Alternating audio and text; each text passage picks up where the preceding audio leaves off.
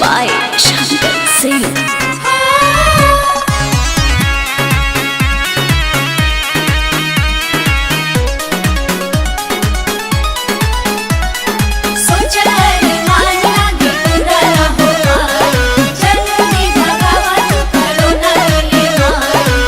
मूर्ति न बनल नाही चंदा कटाइल, श्रद्धा पसाभा का गरदा फेंकाइल।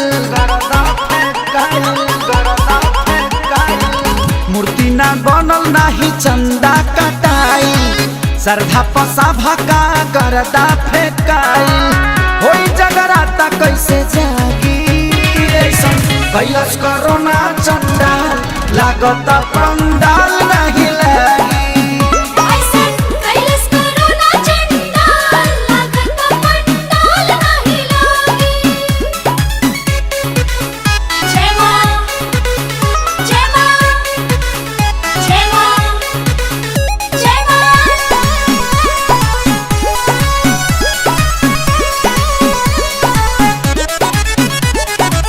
लागी ना मेला नहीं जइहे भौजाई, लइकन के लागे ना जिलेबियो भेटाई।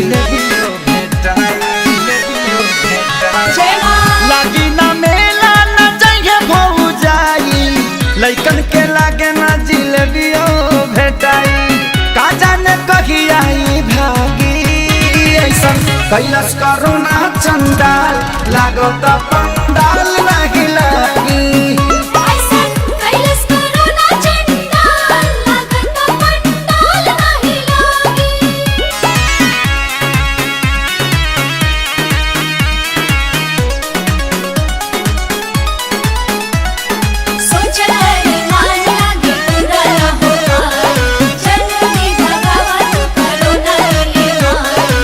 ऑनलाइन सब कुछ तो घर ही हो जाए, जाग जाई भक्ति खेसारी गाना गाए।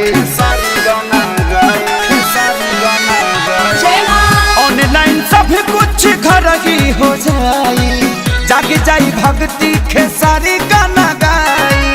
हवन दिहे पवन चरी लागी ऐसा कैलस कोरोना चंदा, लागत